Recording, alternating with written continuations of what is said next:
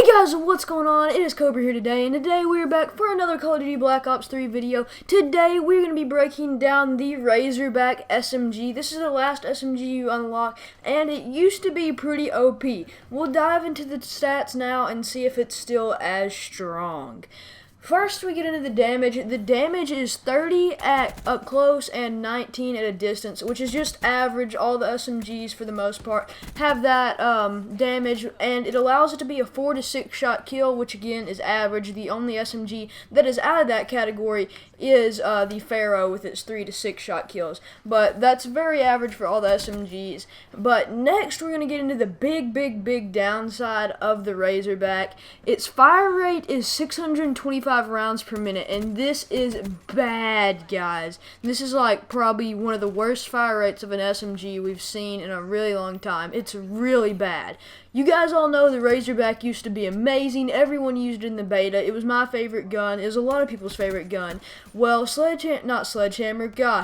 came down with the banhammer and freaking destroyed it and just made the rate of fire super low. And honestly, I don't like the gun that much anymore because of it. This is the only one I've actually kind of struggled getting a gameplay with. But maybe I was just playing against harder people. Who knows?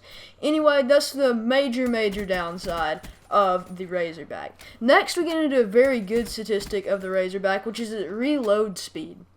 The reload speed is 2.4 seconds when empty and 2 seconds with a bullet in the magazine, which that is absolutely amazing. I'm not sure, but I think that is the best reload speed out of all the SMGs. I'm trying to think. I think there was one that was pretty close, but I don't think any of the SMGs is as good as 2 seconds. That's absolutely crazy.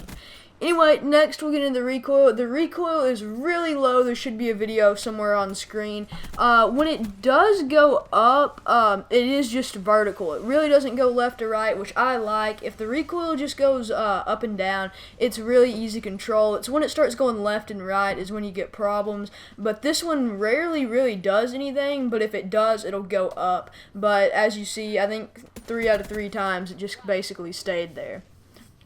Anyway, next we go into the magazine size. It's got 30 rounds regularly and 42 with extended mags. This is pretty average, decent, as you would say.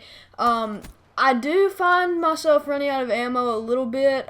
It really doesn't have that much reserve ammo, so sometimes if I go on streaks, I'll just completely run out of ammo and have to find other guns, and I might have had to do that in my gameplay. I'm not sure which one I'm posting at the moment, but anyway, it's kind of hard sometimes. You just find yourself in sticky situations where you've ran out of ammo, and especially if you throw rapid fire on it, which I suggest you do, you might be running out a little bit fast, but really I don't think you should waste extended or a slot on extended mags either, but we'll get into that in a second.